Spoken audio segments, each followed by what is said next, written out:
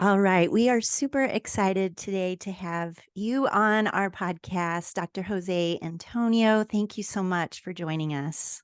Oh, you're very welcome. I'm looking forward to a fun little conversation here. So I want you to fire away. Excellent. Well, we know at the time that we're recording this, which is mid morning Colorado time, it's a couple hours ahead of your time being in Florida. So, just curious, starting us off, how did you begin your day today? Well, as many of my friends know, I'm a big fan of coffee. In fact, as you guys know, coffee is probably one of the more healthier beverages you can consume. And Yep. so when I get up, I head right to the coffee maker. I hit the on button, wait for it to drip. It takes like 5 minutes. Then I get my 2 or 3 cups in the morning, and that's how I start my day. It's funny. I'm like, how long have I been doing that? Probably since grad school, back when either Ronald Reagan and Bush one were president. So that's when I was in grad school. And then I did my postdoc when Bill Clinton was president. So Okay. hopefully your listeners will know when that is, or they might be, oh, I better Google when was Clinton president? When was Just Bush a one few, president? yeah, just a few years ago. Mm. Right. Exactly.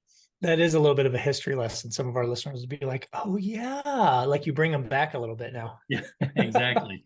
I like giving sort of inserting history lessons into what I talk about because, when we get into the whole protein issue, there's an interesting history to how that sort of evolved within sports science and even even within the fitness culture. So there's a lot of really interesting things. Well, let's push the pause button on it because I want to hear that, but I want to get through this first question because I want our listeners to understand like you are a researcher and academic, but you've done so many things outside of that, what I call like real life practice also. And, we love, and I don't even know, you're going to have to tell me in president speak. Well, tell us a little bit about the ISSN, right? International Society for Sport Nutrition. I believe because you were one of the driving forces of creating that wonderful organization that really brought a lot of researchers, but also kind of the real life, the kind of the people in the field, if you will, together. And I feel like it really put a stamp on the sport nutrition field in terms of where we're going and what we can do at sport nutrition. So just Mhm. give us a little background. Like, where did that come from? How did that evolve? Like, what's the why?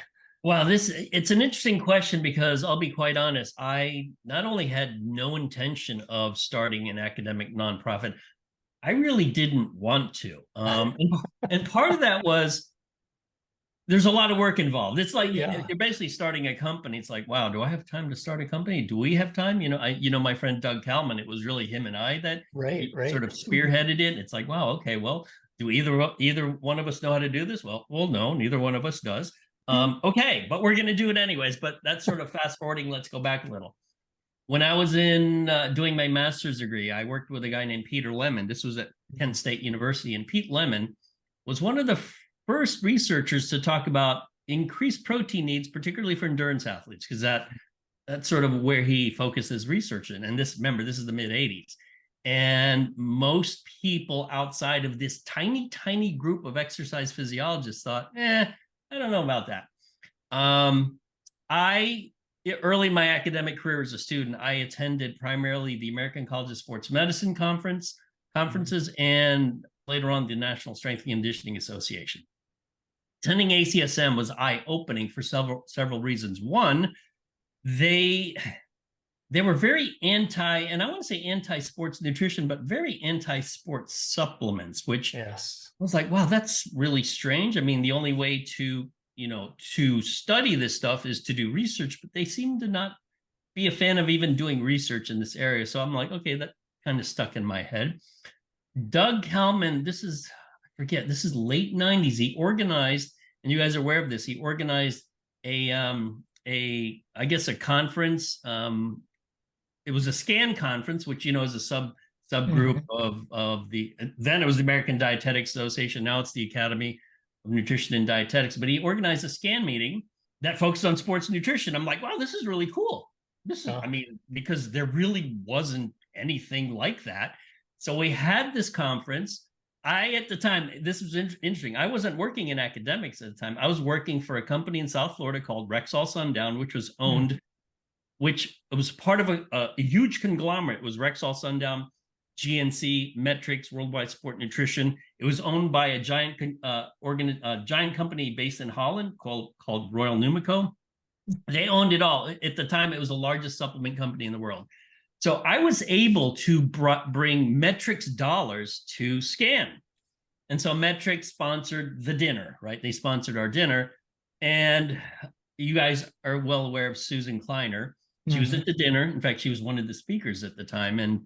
And we're sitting at this large table, and she's sitting across from me. And she's like, "Hey, Joey." And that's my nickname, Joey. Yeah. "Hey, we should start our own organization." And I'm thinking, yeah, that sounds like a lot of work. Not really. I don't really want to do it. But it was kind of funny because we all thought, okay, well, that maybe makes sense. Maybe it doesn't.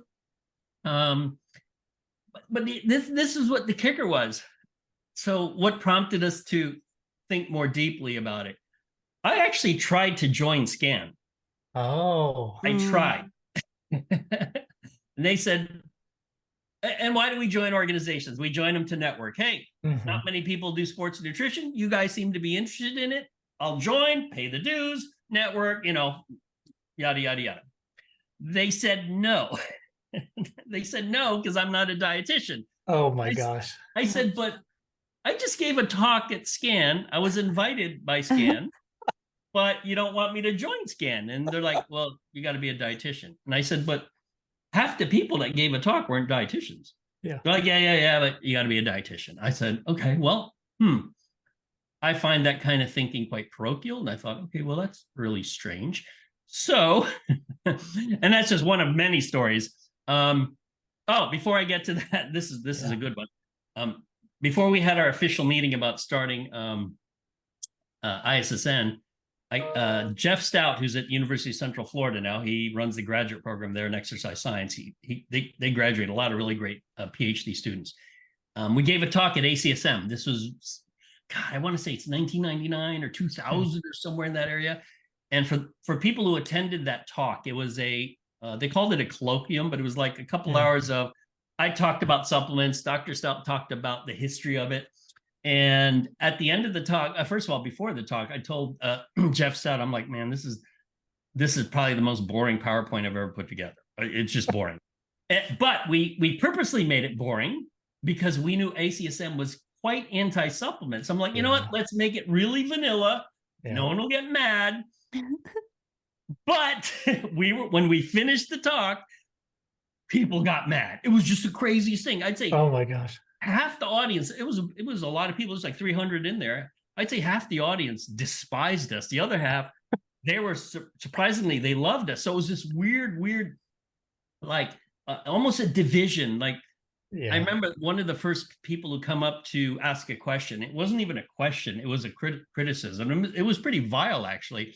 He came up to the mic and he basically said, and I'll paraphrase it. He goes, I can't believe ACSM allowed you to give a talk on this stuff. This stuff is fake. It's bullshit, blah, blah, blah, blah, blah. Oh my gosh. Oh, wow. But he said it. He was really pissed off. I was like, wow, he's kind of mad. And there were a few mad people there, but there was an interesting sort of back and forth within the audience, right? And there was a gentleman who you could, just by looking at his physique, he was a bodybuilder. And I knew who he was because he owned a store, a supplement store.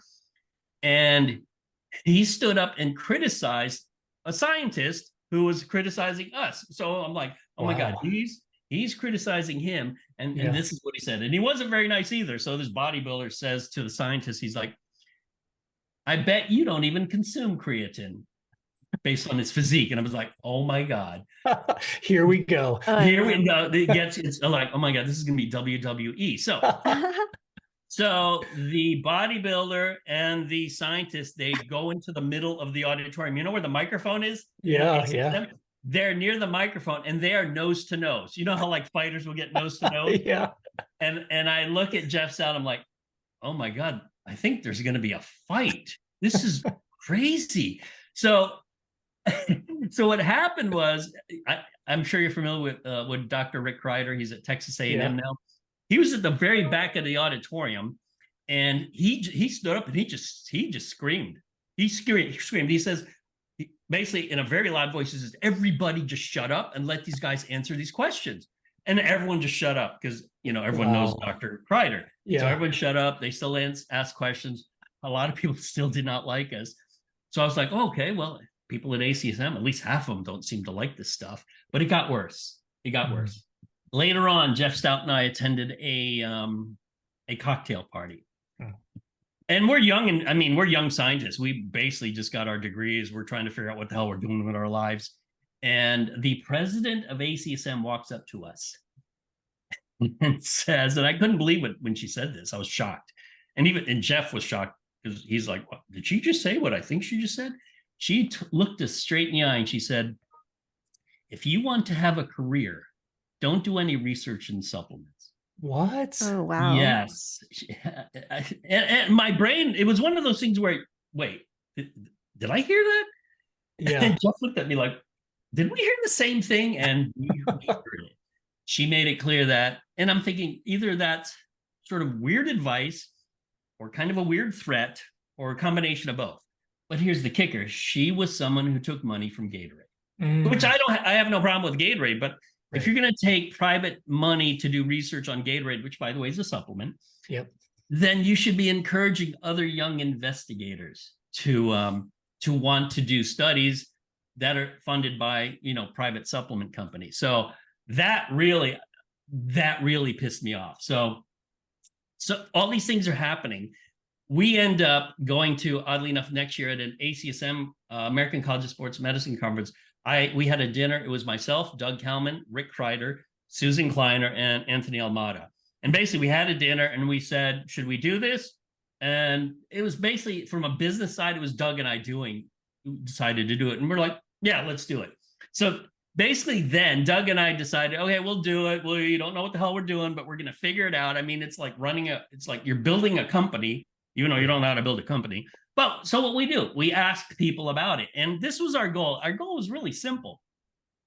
Our goal was to introduce people in industry to people in science so that the industry would appreciate that if you want to launch a product, at least have it supported by some data.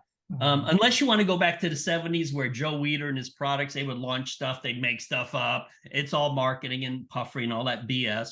I mean, why don't we instill some science in it? And that's really, in its simplest terms, that's really the goal of ISSN, is to promote science as it applies to sports nutrition and sports supplements. And, you know, it's been 20 years. Have we done a good job? I think we have. And this is the metric I would use. Before the year 2000, you would be hard pressed to find a course in sports nutrition or one in sports supplements. It would be rare. In the year 2023, every major college has a course in sports nutrition. In fact, what's weird, at my university, it's a small private university, we have 2 courses in sports nutrition from 2 different departments. We have, I think, 2 more courses in human nutrition. And then I teach a course on supplements. So we have like 5, which is like, wow, we went from nothing to like 5, which I'm like, this is crazy. But here's the thing. Sports nutrition is a fun category. That's why we're in it, because it's fun.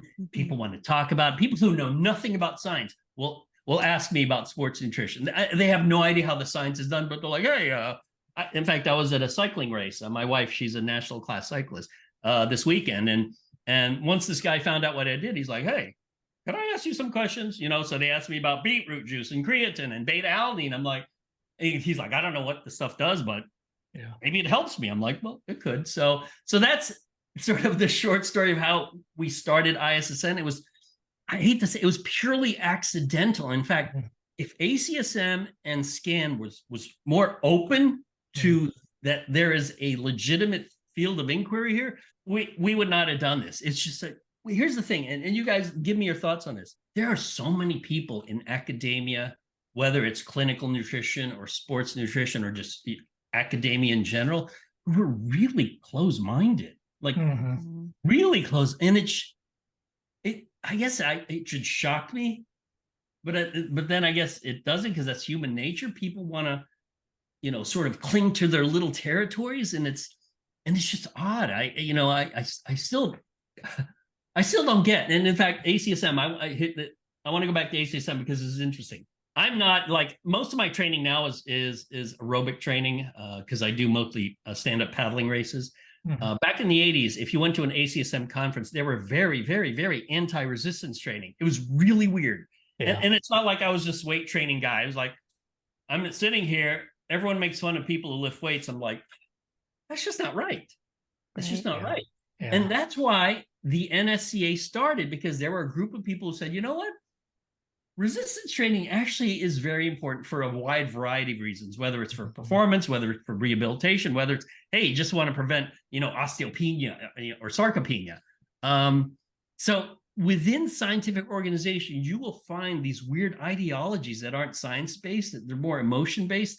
And I tell people that hopefully ISSN will never go down that path where it's ideology. It's, I tell people, hey, wherever the data falls, that's where the conclusion follows. It's like, those of us who are involved in ISSN, we don't fight battles based on, hey, I think this idea is great, so I'm going to make sure I support this idea and ignore all the other stuff. It's, hey, that's what the data shows. It is what it is, even though I kind of hate that phrase. It is what it is. Me too. But anyway, sorry for that long-winded answer, but there's all these things that went on back then. It's like I sometimes replay it and I wonder, God, it would have turned out so much different if Scan let me join. Yeah. Fact, if Scan let me join, probably none of this would have happened. Well, we're thankful that you had, the impetus and will to start this, or the fodder to start it. And it reminds me of stories Bob and I have told too, like when we were in our graduate programs or bachelor, like making a career out of sports nutrition was not a thing. It was not encouraged or supported. I mean, there wasn't the curriculum, and it was like poo-pooed, right? And so thank gosh for these newer waves of thinking and opening doors and like moving away from some of the older school boxes that we were all put in. Yeah. It's I feel, I was just going to say, I mean, my interaction with ISSN and you struck so many chords, Joey, when you were explaining that, because it was like 99, I finished my second graduate degree, and that's when I was, entertained, or 2000, sorry. And that's when I was going through my dietetic internship. And like Dina said, like my preceptor was like, hey, what do you want to do with your life? I'm like, it's sport nutrition or die, and she's laughing at me and that whole thing. And when you're young, like you were saying, and you want to make a difference, you want to make an impact, and people are saying no, or people are saying, don't talk about supplements to my group or my athletes or whatever. And you're like, what? Right. So I sure. And that's like the great impact that the ISSN has had on me, because I think it allowed us early on to have those conversations, and very logical and very intelligent conversations, rather than pointing the fingers. Because there's a lot of finger pointing, like your story mentioned. I mean, a lot of finger pointing back in the days. And I don't think there's as much finger pointing. I do still think there's a lot of old school sport nutrition in there still, and people who are anti-supplement discussions and just everything, and even anti-protein, you know what I mean? It's like carbon fat these days, although protein is finally getting another, reborn light, which is nice, which we'll hit on here. But I just want to say, like, I appreciate what you and Doug did. And thank goodness that ACSM rubbed you the wrong way and Scan didn't let you in. Otherwise, we probably wouldn't be here talking, right? It probably wouldn't have influenced your career like it did. Yeah, it's funny how things that you don't expect to sort of influence which way you head, career-wise, end up influencing you. Totally. People think, you go to school, get a degree. Oh, I like this, and that's not how it turned out. In fact, briefly, when I was at the University of Delaware, I was only there for a semester. I got a small grant to do a study on, I forget the supplement. This was like the year 2000, and went back and forth with the IRB. Eventually I said, screw it. I don't want to do this study, because the IRB was giving me so much crap. In fact, one of their standard was, how do you know people won't die from this? I'm like, die? Death is now the standard? Anyways, I got I don't know if it was an email or voicemail. Was email popular in 2000? I think it was still, right? It was, I would say popular, but it was coming. It was, okay. It was, okay. It so was there. I'm like, wait a minute. Was it a voicemail or email? They basically said, we don't want you doing research on supplements. It's University of Delaware. I was like, wow, they're really trying to piss me off, these people. so, so yeah, it's funny. The more I think about it, I'm like, wait, I have another story. This is another story. They Yeah, start yeah. popping up in my head. But Oh my gosh. if you're a resilient person, you're like, okay, that's not a smart idea. I'll just move on and figure it out. Yeah. So hence I'm in Well, tech. thank you for sharing the overview of the trajectory there. That is so fascinating to hear. And I've heard that story a few times, but I always pick up something new perspective, even from the historical angle. Dr. Antonio, I mean, you are known for your research areas in supplementation and protein. And so we thought with the time of the season we're recording this, a lot of individuals and athletes think about weight loss, body composition as they start kind of end their season and think about next year. And so we wondered if you could start us off. We want to talk about protein as it relates to body composition change and weight loss, fat loss. Could you start us off maybe highlighting some of the areas you have seen in your research and with your colleagues in terms Mhm. of protein intake, that the role of that macronutrient when we are pursuing, we could call it fat loss or Yeah, yeah. yeah. So I have, it's funny. This is also what I call an accidental area of research. what this is what prompted me. And we're talking, okay, let's go back to 2012. I'm at Nova Southeastern University. And I remember a student of mine, and you see this with bodybuilders all the time. He'd always have a jug of water. He'd bring it into class. He'd always eat during class. And I didn't care. I'm like, you'd eat during class. I don't care if you want to Yeah. eat. And he'd drink his jug of water. And I'm like, and I always gave him a hard time because he always sat up front and he thought he knew more than he did. So I'd always give him a hard time. And one day I said, how much do you eat and how much protein do you eat? And one thing I love about bodybuilders is they know exactly what they eat. Exactly. So he Yep. sort of did, he's thinking in his head, he's like, I get about 300, 250, 300 grams a day. And I'm like, he's a pretty big guy. I'm like, wow, you're like around 3 grams per kilo. Huh. That's a lot more than most people I know. And so I started thinking, what if I did a study where we just made sure trained people. Now, the caveat I always tell people when I talk about protein research is I've only done this in trained people. I don't do studies in sedentary people. So what if we got trained people and we just had them consume 2 grams of protein per pound body weight, which is a lot of protein. That's 4.4 grams per kilo. mm-hmm. Now, before I embarked on the study, I sort of have these conversations in my own head, and I'm thinking, why am I doing this? To show that it won't cause harm? Because that really was the underlying thing. It shouldn't cause harm. I'm like, I feel like I'm wasting my time showing that protein doesn't cause harm. But then the other side of me said, but all these people say it causes harm. Yep. Like, okay, well, we better do the study. So we did the 4.4 grams per kilo. It was just simple: eat a lot of protein, we'll body comp you. And I think I think it was a second study, but we won't do any blood markers yet. I just want to see what happens. It was one of those, it was like, oh, what'll happen? Well, in the aggregate, nothing happened. It was like they ate a lot of protein. In the aggregate, body weight doesn't change, fat mass doesn't change, percent fat doesn't change. And that might have been the weirdest outcome of all. I was like, wait, so if you just eat, and we're talking about powder, this wasn't food. Yeah. A ton of protein powder a day for 8 weeks, nothing happens. Now, I do remember a lot of the subjects, and you can relate to this if you work with people who eat a lot of protein. They complained about being hot all day. They were sweaty. And I remember one guy, I hate to say it, but I'm like, when he came for post testing, I'm like, man, you kind of smell and you're always sweaty. What is up? He's like, yeah, it's protein, bro. He's like, protein, bro. It's like, and in fact, he volunteered for every study I did because he's like, I don't have to buy protein anymore. You give me all this protein. But here's the caveat: a lot of people quit. I'd say 20 to 25% of subjects quit after about 2 or 3 weeks. A lot of them said, you know what? I just can't do this. First of all, food's no longer fun. I'm never hungry because, as you know, protein will kill your appetite. And I'm like, damn, we need to redo this. One, lower the dose a little. And the next time it's 3.4 grams per kilo. But also, we changed the program so everyone was on a bodybuilding program, and we made sure to do some blood chemistry markers. So I'm like, okay, we repeated it, lowered the dose, 3.4 grams per kilo. It's still high. That's still high. another 8-week study, but we put them on a bodybuilding program. And this is probably the most interesting of all the studies in terms of body comp.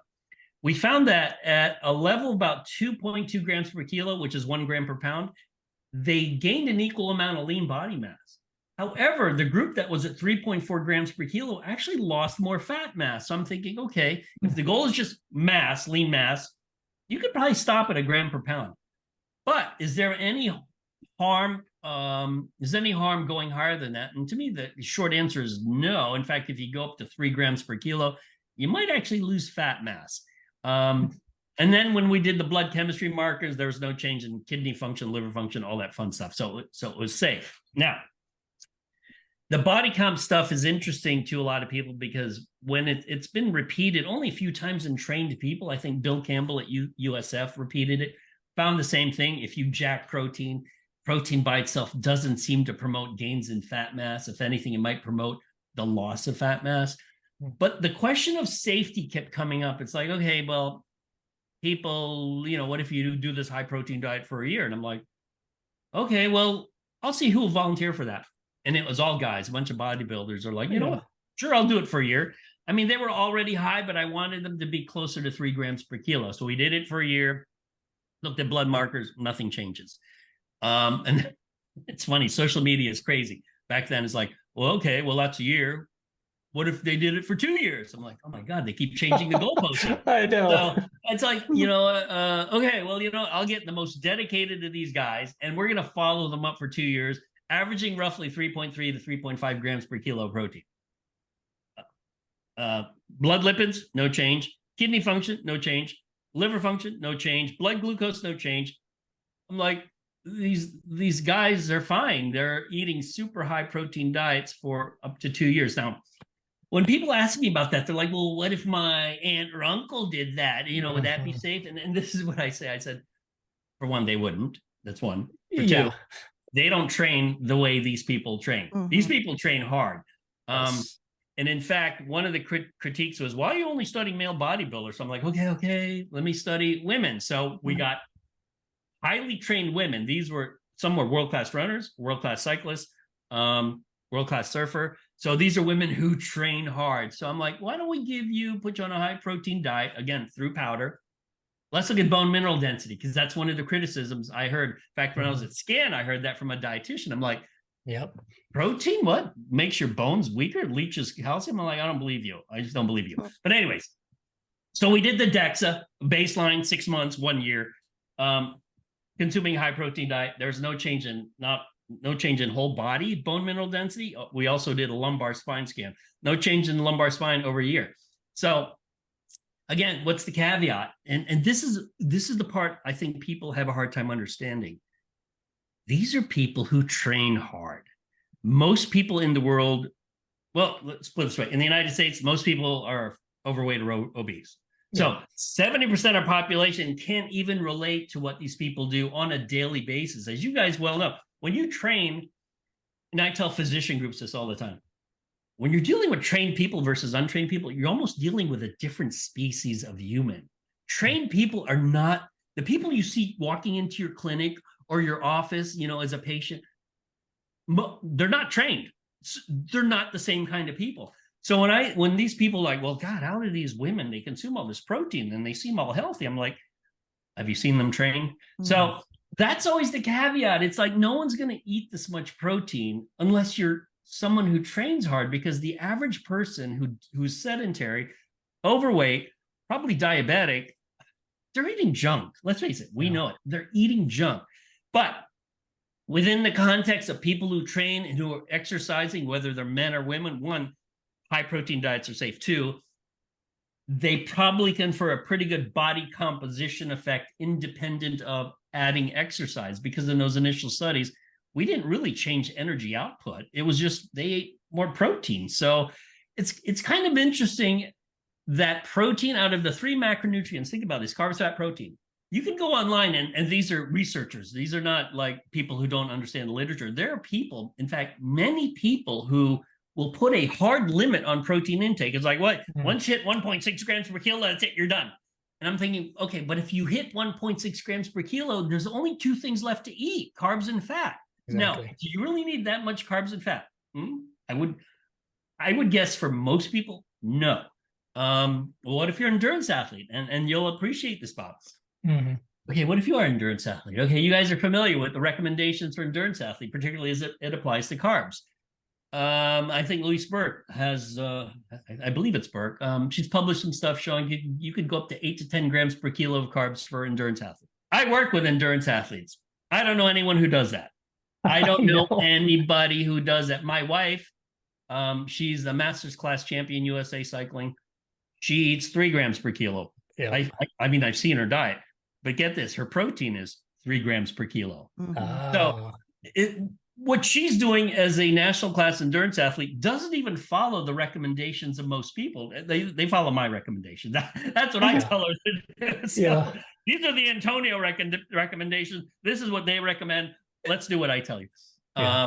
So I don't even remember what the initial question was, Dina. Well, Joey, you put this on the map, right? Yeah, You really, at least for me, right? And when I say totally. me, I'm really talking about sport dietitians of my era, of all of our era, right? Not the new ones, because the new ones, I think they're starting to get this in university, but not as much still. But this is a couple things. One, I love that you brought up the trained, because in my mind too, it's not just about physical fitness. I mean, we know that's a part of it, but it's also the mindset, because as we work with athletes who are trained versus maybe less trained, it's the mindset of a trained athlete who will say, you want me to eat 3 grams of protein per kg for 2 years? Okay, no problem. Whereas I believe the less trained or untrained mindset wise are like, no, that's too hard. I can't do it. Right. So that's one thing I want our listeners to really pull out is it is not just all physical. It is also mindset. The second thing I want to point out, because I remember when you were doing this research and I loved it. Like I used it in all my talks back then. I was like, oh my God, now we finally have research on protein. Thank God. Because my big thing is optimizing blood sugar, protein first. It always has been, right? But I got a lot of pushback as you did. When your research started to come out, a lot of the naysayers that were coming to me regarding my education to them based on your research was like, oh, like you mentioned, oh, male bodybuilders, but then you did the female study. And then the naysayers were like, oh, but it's just protein powder. It's not, here's the dietitians, right? Oh, but it's not real food. That's not real life. What would you say to those people who are like, oh, you just fed protein powder and that's not realistic, and it's not the food first model, which we know is not too efficacious anymore? Like, did you get some pushback with that? Within the exercise science circles, I actually did not. It was usually, it's funny, it was usually dietitians. Yes. But here's the thing. A lot of the younger dietitians now actually don't think like that anymore. At least Yeah. at least the ones who attend ISSN. In fact, Right. a lot of them are protein centric. They're protein Yeah. first. Let's introduce carbs and fat later. Now, I've never been, okay, it's funny. I have one of my graduate students, Cassie Evans. She's a master's. She has an RD, but she's doing her PhD. Mhm. And I asked her, why do they teach this food first stuff as it applies? Let's talk about just athletes. I forget sedentary people. Yep. This whole food first, sort of at the exclusion of supplementation. And my philosophy has always been, what's your goal? Okay, let's say your goal is either to bench press, 50 pounds more, or to run a 5K, 1 minute faster, which is a lot. What's the goal? Well, if that's the goal, well, supplements and foods are all the same category. They're things you consume. There's not a hierarchy of, make sure, because how many people actually have the best diet? Make sure your diet's perfect. Oh, and then let's supplement. How about this? Just do as good as you can with your diet, add some supplements, and see how you do. Because even, I've known a lot of well-trained distance runners. I hate to say it, but sometimes their diet sucks, to be honest. Oh yeah. Oh, yeah. Oh yeah. So in a way, supplements would actually help them more than the people who have their diet dialed in. And Yeah. and what's interesting is, Bob, you worked with endurance athletes forever, and Mhm. I'm always shocked. I'm always shocked how little they know about protein. Which Oh, it's amazing. It's I'm all like, carbs. All yeah, carbs. I'm like, your muscles have to recover, your it all has to recover, and that's not coming from carbs per se. I mean, carbs are important, but protein's important. But obviously they look at lay magazines, they're looking at social media. It's very carbohydrate centric. But it's just interesting how at least there's a slow sort of evolution in clinical nutrition, at least clinical nutrition, people who work out, showing that, Mhm. okay, maybe protein shouldn't be sort of the last thing we think about. Maybe it should be the first thing we think about. Mhm. Could you comment maybe in the context of weight or body composition change, fat loss, on the distribution of protein throughout a day so that some of the nuances and how that relates with, let's keep it with athletes, no matter if it's strength or endurance, but Okay. some of those nuances. Yep. And Okay. You're talking even, about, yeah, if you could also here in the long list, like, and what about the women, and then of course there's like peri and postmenopause coming in. So that's like another 3 hour thing. But if you could kind of highlight some of yeah. those nuances when we're thinking about protein across a Okay. day. I think let's deal with protein distribution first. Okay. In general, whether you're a male or female athlete, protein distribution, it seems to follow a pattern of you want to eat a protein containing meal roughly every 3 to 4 hours. Now, that's ideal. Most people don't fit the ideal because they have a job, they might eat breakfast, then they have time for lunch, and they have dinner. So you're talking, okay, let's say 3 meals. You want protein distributed somewhat evenly. However, again, dealing with real humans, it tends to follow this pattern of breakfast, not as much, lunch, there's more protein, dinner is the most protein. Okay. It's not like we're dealing with professional athletes. These are just people who like to work out. Maybe they want to run faster, maybe want to bike faster, swim faster, whatever. So I when you're dealing with the realities of life and saying, well, ideally, if you add protein every 3 hours, it's like, well, geez, it's not like I'm a college student. I can't just eat every three Yeah. hours. So you deal with the limitations of their life. Now, total protein intake still supersedes everything. So if you're getting, I'd say 1 gram per pound, that's my baseline. I tell people not to go below it. If you're getting 1 gram per pound, it's hard to do that in one meal. So I know you're at least splitting that into 2 or at least 3 meals. I mean, 1 gram per pound in 2 meals, I'm like, wow, you got to be eating a lot. So Totally. sort of by default, if you're hitting 1 gram per pound, you're getting 3 meals that probably at least are somewhat spaced semi-evenly. Now, I'll introduce a fourth meal, but people are like, well, that's not a meal. Well, let's call it a meal. Anytime you consume something, it's a meal. So let's say breakfast, lunch, dinner, and then a post-workout meal that contains protein. Now, depending on the sport, I usually recommend just make it pure protein. It could be anywhere from 20 to 40 grams. Most ready-to-drinks or RTDs are somewhere in that 20 to 40 gram amount. So just get whatever your favorite RTD is, drink it post-workout, and that's your fourth meal. Even though, oh, that's not a meal. Well, it's a meal. It just happens to be just a protein meal. There's not enough data now to suggest that there's a sex difference there. That's one. Two, in terms of perimenopause, I know my friend Abby Smith, she's delved into that research a little bit, but again, there's just not enough data to show that there's a physiologically significant difference in terms of how you should consume food vis-a-vis protein during those times, whether it's whether it's menopause or postmenopause, et cetera, et cetera. So I think the recommendations still stand based on your athletic goal. If you're if you don't have an athletic goal, then this conversation's moot. But if you have an athletic goal, then that should supersede everything else, whether you're male or female. Do you, Go ahead. I was just going to ask, because I couldn't remember some of the study designs, like when you looked at energy intake or calories consumed, did you see, I can't remember if you tried to control that or like with those overfeeding studies, like you just couldn't eat controlled calories because appetite was suppressed. I just wonder your thoughts on those that do bump up intentionally their protein intake in pursuit of fat loss, body comp change. Do they just end up eating less overall, or like all the mechanisms at play? Yeah, that's a good question. For the second study we did where we compared the high protein, which was roughly 3.4 grams per kilo, versus the control, this is the irony. The control group wasn't supposed to change their intake. And roughly, I remember they were roughly in the 1.8. I mean, you could argue that our control group was actually on high protein. Most people, if you ask, is 1.8 grams per kilo high? I'd say 99% of people say, yeah, that's high. I don't say it's high, but they say it's high. Mm-hmm. Well, the control group ended up eating more protein because they're like, well, I'm in a protein study. What's to stop me from eating more protein? So they actually went up a little over 2 grams per kilo. So really, 2 grams per kilo versus 3.4 grams per kilo. So you're really comparing really high to high, not, versus really high to sort of the traditional 1.2 to 1.5 grams per kilo. And what I think what happens, there's a couple things that might happen. One, and you guys know this, when people do diet logs, it's like, oh, please don't lie. I know male bodybuilders are real good with it, but what about other athletes? They may not be as good. Are they eating less, but they're just not, their diet logs are not accurate? Okay, that could be true, but then it should be true in both groups. Like if they're both inaccurate, it should all be a wash.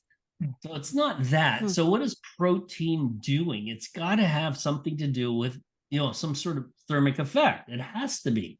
Maybe your metabolism is slightly higher all the time just because you're eating all this protein, and maybe it displaces some carbs and fat, which is easier to store as fat when consumed in excess. I think what needs to happen is, and these studies aren't easy to do because it's hard to get people to do it. We need and I've had a student maybe suggest this. I'm like, I don't know if I would do this for a degree because you might shoot yourself trying to collect data, but just get people to just overconsume protein again and just to see what happens. But again, I would guess, because I've been around, my sort of early career was being around bodybuilding. I've seen enough of it to realize that it's not a good way. Put it this way, if your goal is, let's say I want to get fatter, that's my goal. Eating protein isn't the way to do it. If I wanted to get fatter, I'd be like, give me a donut, give me bagel with cream cheese, give me processed carbs and throw some fat on it. I'll get fat. But if you said, okay, I want you to do a protein shake, here's some skinless chicken, I'm like, I'm not going to get fat doing that.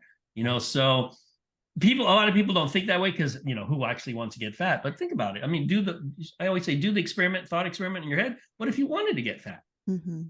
Well, you're not eating, you're not drinking like, protein shakes. You're Right. You should just follow the standard American diet if you want to do that, right? Or that, yes. Yeah.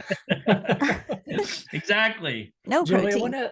let me ask you something, because I know our listeners, they may have, we are very attuned to the numbers that you're throwing out, the grams per kg, gram per pound. But let me bring this back to the listeners in terms of real life, because your recommendation is a minimum of 1 gram of protein per pound, which is 2.2 grams of protein per kilogram of body weight. So right. I just did quick math on me, and we were working on the protein distribution throughout the day. So what if I am that normal person, 8 to 5 or 8 to 6, or with a commute, whatever. And yeah, literally I fall into exactly what you said: low protein in the morning, moderate at lunch, and super high at dinner, because that's my schedule, right? I don't snack throughout the day. So my calculations based on your minimum amount of protein per day for my body weight, I need to consume 50 grams of protein per breakfast, lunch, and dinner. And I will tell you, because I've worked with these athletes before, that freaks them out, right? Because I don't know why people are so scared of eating protein. Well, I do know, but anyway, what do you say about, like, to that normal person who can't snack or doesn't snack, and you're like, wow, you got to dump 50 grams of protein in your body every single feeding or meal? What is your message to that person? Yeah. Should they change their nutrition plan? Like, what would you recommend? Well, what I would do is, okay, so if it's 150 grams, you divide it by 3, it's 50 grams a meal. I would say, how about this? Take away 40 of those grams, so that'd be 110. Now, what's 110 divided by 3? I can't do the math very good. Yeah. Something. Right. Okay, that's more manageable to most people. And then I'd say, hey, after you work out, get that 40-gram shake in. And then that seems more feasible for a lot of people, because a lot of people don't view the shake as a meal. So mentally they're like, well, hell, I could drink liquid. That's easy. Yeah. When you break it down into actual meals, it's tough to do. In fact, I have a good friend. He weighs probably 260, 270 pounds, a professor, still bodybuilds, and he can't get that much protein from food. He's like, hell, I'd be tired chewing food. So I have to get at least 1 or 2 shakes a day. Yeah. And it's just easy. I mean, the reason I love these RTDs is it's such an easy, convenient way to meet your protein needs. And, you don't mentally, you don't think of it as like, God, I have to have a meal. It's like, no, It's not like eating boring chicken with broccoli or something. You know, Yeah. you're just drinking, and these shakes taste good. So you're Yeah. just Yeah. drinking a shake. Yeah. Yeah. So you know, when we first met, we were all younger, and now we're all much more mature, right? So you know where this one's going. How do your protein recommendations, if they do, how do they change with age? And specifically, because you did mention sarcopenia earlier, the age-related loss of muscle mass around that 40-year mark, somewhere around there. But do your protein recommendations or philosophy change at all with aging athletes? Well, you know what's interesting, and I'm sure you're aware of the data showing that you become less sensitive to protein Mhm. with age. So one could argue that 1 gram per kilo, 1 gram per pound is even more important for the older athlete who might be over Mm. 50 or 60 or 70 than the younger athlete. So if anything, what I would recommend the older athlete is you definitely can't eat less than that. You can't Right. eat less than 1 gram per pound. It is critically important for you to make sure you hit that as your baseline, as your minimum. Yeah, just like you said, to avoid, sarcopenia. I mean, just, as you know, the loss of lean mass with age, it's just a predictor of just not many good things. So, yeah, with age, it's, and I hate to Yeah. say it, but age always wins. That's It what's does. up. Yeah. It does. It And for you, always and wins. for you young listeners who are like, no, I'm bulletproof, like that's not going to happen to me. Listen, it happens. You lose muscle mass. Yeah, I mean, I started exercising when I was, I think, 10 or 11. My uncle I loved the martial arts then. He taught me karate, and I got hooked onto training of some sort age 10, 11. I'm now 61 years old. And so I've been training roughly 50 years of my life. And for me, as I get older, recovery is such an issue that I can't. I tell people, I could train just as hard as when I was 28, but I don't recover the same the next day. And I'm not even sure I recover the same 2 days later. And I'm like, and the thing is, I remember how I recovered. That's what sucks. I I remember. know. And And I'm you like, want that again. yeah, I'm like, why am I not recovering like that? And then I'm like, oh yeah, that's right. I'm a lot older. But still, it pisses me off. I know. I'm right there with you. Do you have troubles at all then? Or is this kind of your MO, like with gram of protein per pound of body weight? Or what is your average there if we were talking numbers these Oh, days? here's what's funny. It's funny. I did this calculation. I average in the last month 0.95 grams per pound. Oh my Oh, I'm not even, gosh. nice. yes. And I'm someone who's aware of it. Here's Yeah. the problem with my diet. I grew up eating a lot of rice because Asian Mhm. families eat a lot of rice. Yeah. I'd rather eat rice Yeah. than meat. And I know that it's like, okay, but I like rice. I like eating Yeah. carbs. I mean, I love carbs. I don't know about you guys. I love Oh carbs, yeah. Mhm. Oh yeah. They're a friend. yeah. So I try to get extra protein through shakes. I have our refrigerator in the garage is basically, if you open it up, you're like, well, it's either a beer or a protein shake. I love it. Actually. You have a So, protein keg out there? yeah, I need to That's an invent idea. that. No, but I think that's really empowering because, the thing I get from a lot of athletes is because they ask me the same question, what does your diet look like? What do you do? And I'm like, listen, nobody's perfect. Like we all have these mountains to get over in certain times of the year or certain times of our life. It gets a little bit rough. So I think we're all in the same boat. We're just at different places in our path in this whole longevity and aging thing. Like there may be, like you said, a month where, yeah, I struggled this past month. And now we know like holidays, as we're recording, holidays are here. And I think a lot of people will struggle. I think, but I think I love what you said is that we all are kind of in this, right? And we're all trying to be aware, even the best of the best in protein research and real life, like we're still trying to do this the best we can, right? So nobody is perfect. Yeah, and in fact, there are just some people who are so highly self-motivated and disciplined that it's not an issue. Like I was talking about, my wife averages 3 grams per kilo. I mean, Wow, that's yeah, amazing. she's So she doesn't eat as exceedingly much rice as disciplined. you. Definitely not. I wish I had her discipline when it comes to it. I mean, she knows grams of carbs, fat, and protein she consumes. It's like, That's like, Yeah. amazing. Well, memorize this stuff. yeah, that's amazing, really. Okay, I gotta know, Dr. Antonio, before we get to the ending segment of of our discussion today, I know you take creatine and you've Yes. taken that for a long time. And I guess we could call, our protein powder another supplement in there. But are there any other supplements you take just for your own health and performance For my that own you health take? and for one, I've Yeah. actually been taking baby aspirin for I don't Mm, even know how long. Okay. I started that a long time ago. A lot of people don't call this supplement. I'm like, well, I take it every day. I little yeah. pill. Hmm. I take zeaxanthin and lutein for my eyes. Okay. Hmm. I take glucosamine for my joints. Luckily, I still, you know what? A lot of my friends don't have all the real joints. I have so many friends who have hip replacement, knee replacement. I'm like, God, I'm so glad I still have my joints. I don't have Hmm. any replacements there. I take also it's a capsule coenzyme Q10. Hmm. I think in Japan it's considered a drug, although here Wow. anyone can take it. And but my go-to is creatine. I've been taking a little between 3 to 4 grams a day since Bill Clinton was president. Yeah. I knew you were going to loop that Okay. president thing back in again. I Well, love that it. Yeah. is Has your dosage of creatine changed? Like, are No, you it's been very okay? consistent. Yeah, Okay. because I take capsules. Oh, So gotcha. yeah, the Gotcha. capsules end up being I think like 3.4 grams, some weird Yep. number. So I'm like, I Yep. just take 3 capsules in the morning. Oh, and I also take magnesium Hmm. um okay. daily. So that's my basic supplement schedule. To me, the big ones are creatine, protein, caffeine. Protein, I get a lot of protein post workout. I just drink shakes. Yep. Creatine every day, first thing in the morning. Caffeine, obviously that's with coffee, but if I have a race, I'll do a little bit of a higher dose of caffeine Yep. pre-race. Uh, but yeah, I mean, Okay. it's to me, there's so many things you can do to help whatever your goal is.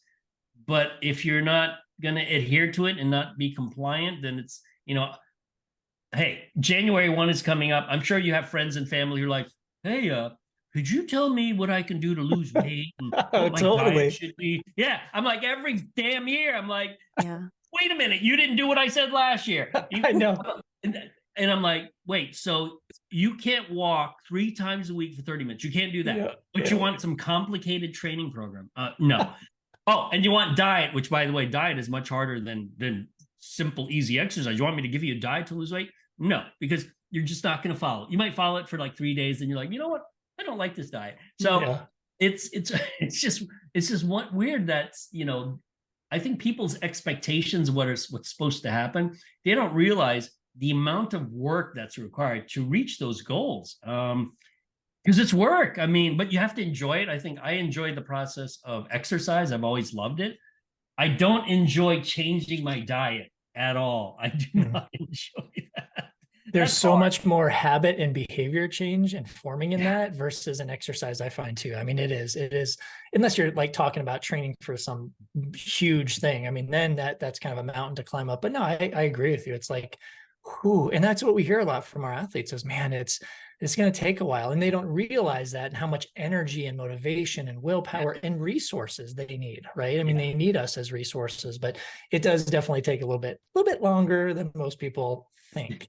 Yeah, No, exactly. this is great, man. We have literally just touched the surface on this, but I think we've got some really good golden nuggets, I call them, for our listeners to be like, oh yeah, that makes sense. Like I can start doing that now. Like I can actually do that. And that's what we wanted to portray to our listeners is that, yeah, there's some you've done, like you've pioneered, in my mind at least, the protein research with athletes and sport nutrition, really kind of have morphed that through your research through ISSN. And one, I'm so appreciative too. We would love to invite you back on, for part 13 million. I think we could definitely entertain that. But, as we kind of transition into what we call our high five questions, these are questions that we want our listeners to get to know Joey a little bit more, right? Non-academic, non-science wise. And these are just kind of, finish up the chat. We're going to give each other high fives. So do you mind if I kind of launch into the first question here? All right. Fire away. So Yeah. first question is, what's one of the best pieces of advice you've ever received? One of the best pieces of advice I'd ever received. I think one, actually, I remember this is back in the early 90s. Clinton was president. Yeah. And it was the idea of say, and this is when you're young and up and coming, so it doesn't apply if you're already established. say yes to everything, figure out the details later. And that Oh, actually is how I yes. lived from the 90s up until, into the 2000s, because when you're a young up and coming person, you're trying to establish, some sort of reputation. You want people to value what you have to say. You can't really be picky. And I tell students this all the time. I'm like, if there's an opportunity there and it's like, oh, I don't know if you can do it, just say yes. Say Yeah. yes. Figure out the details later, because that person may not ask you again. They may not ask you. They're going to ask someone else.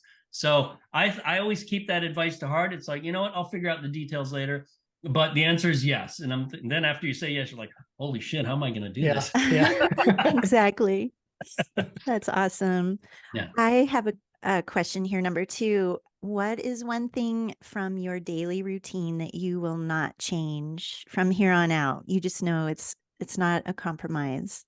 Okay, well, daily. Okay, I was about to say exercise, but I train on average 5 days a week. So technically that's not daily. It's coffee in the morning. I am Oh, not getting rid yeah. of that at all. Okay. You will never do a study yourself that requires you not consuming coffee Yeah, in the morning. exactly. Yeah, in fact, I always wonder about randomized controlled trials with coffee or caffeine. I'm like, but Oh, what if you're randomized into the no caffeine group and you're a yeah. Oh, no caffeine good. consumer? I'm Yeah, like, that would suck. no, I'm not volunteering for that. Yeah. All right, Joey, number 3. I'm not quite sure if you watch sports, but if you watch sports, what is a sport that you can just totally binge on watching? Oh, well, there's 3 sports I watch a lot. Football, mixed martial arts, fights. I love the fight sports, and track and field. Oh, Now, I okay. can binge watch. It kind of depends who's fighting or who's playing in football or who's competing in track and field. But out of those 3, I can probably binge watch mixed martial arts more than the other 2. Wow. Okay. Okay. Actually, in our lab at Nova Southeastern University, we get a lot of professional UFC fighters come to our lab. We body comp them. My colleague Corey Peacock, he trains a lot of these professional fighters. So a lot of fighters, as you may or may not know, a lot of them live in South Florida. Yeah. Mhm. Yeah. Because of the Yep. climate, they can train outdoors all year, and Mhm. there's just a huge fight community down here. So I would say the mixed martial arts. I love that. And put it this way, this is how old I am. My dad. This is back. Okay, this is back when Which president? Richard Nixon. Remember Okay. Richard Nixon? Oh, yeah. My dad was a huge fight fan. Huge fight fan. This is boxing, because there was no MMA then. Yeah. He would take us, myself and my 2 brothers. We were little kids back then. Okay, well, where do you watch fights? Well, I don't know if you remember something called closed circuit TV. Mm-hmm. Mhm. A movie theater would rent it out. They would pay for rights to broadcast the fight. We would go literally into this movie theater. It'd be a bunch of middle-aged men and then 3 little boys, myself and my brothers. We watched. I remember watching Muhammad Ali fight Joe Frazier. I remember a lot of these prize fights of guys that, even George Foreman. That was my introduction to the fight sports. I'm like, wow, this is pretty cool. I like this stuff. So yeah, we're talking about going back way back when I was a fan of the fight sports. I wasn't good at it, but I was a big fan. Awesome. Okay, this is a quickie. Number 4, what's your favorite whole food source of protein? Favorite whole food. So not powder or ready to drink. Yeah, Which those are whole foods, but you know what I mean, like chewable version. Yeah, what's funny is I was about to say I love sashimi, but I would have to almost go by what I consume the most frequently, and that's actually steak. That is probably the Oh. whole food protein source that I consume the most frequently. Although, like if I'm deathly hungry, choice between a steakhouse and a sushi house, I'd probably choose Japanese. Uh-huh. And it might be because I eat it less frequently, but in Mm. terms of frequency, I definitely eat steak more than I eat fish, and I love fish. Okay. Yeah, and you're in South Florida, so that says Yeah. something, right? Yeah, for sure. definitely. Yeah. All right, Joey, last question here. This one might be a little tricky. I don't think it Okay. will be tricky, but just because we've talked about so many things here, supplements and protein involved, if you only had one piece of advice to give to athletes, what would that only one piece of advice be? One piece of advice, and I'll pare it down to sports nutrition advice. Yeah. I'd say the one piece of advice I would give, and what's funny, this reminds me of talks I give to high school kids who run track and cross country, because they have brains of mush and they don't pay attention to anything. Yeah. They can't do anything you tell them. I say, just do one thing for me. Just do one thing. consume a protein shake after you're done working out. That's it. You're Easy. done running. Your mom picks you up. Drink that shake in the car. It's simple. It's easy. There's a lot of delicious RTDs out there. That actually is the easiest piece of advice. If I say, take 5 grams of creatine, they're like, I don't want to put powder and do this and swallow pills. I'm like, post-workout protein shake. Simplest thing to suggest, and also compliance. It's relatively easy. People would comply with it because when you're done working out, it's like, well, what else am I going to do? I guess I could sit and wait. Well, no, sit, wait, drink your shake. That's what sit and sip. Yep. There we go. Perfect. Love it. You are such a gem, Dr. Antonio. We'll be sure to put links to your research, the ISSN, and much more in our show notes. And we definitely would love to have you back if you would accept a future invitation. Yeah, absolutely. This is a fun convo. You guys are great. I looked at all the topics that we covered, a lot of it sort of in different, order. But yeah, absolutely. Absolutely. Thank you. We are, again, so appreciative of your time and expertise, and just love your storytelling too. It really kind of brings out a lot. So thank you so much from the bottom of our hearts. Hey, you're welcome. Appreciate it. Awesome. All right. Well, thank you, listeners, for being here with us, and we will catch you on the next episode.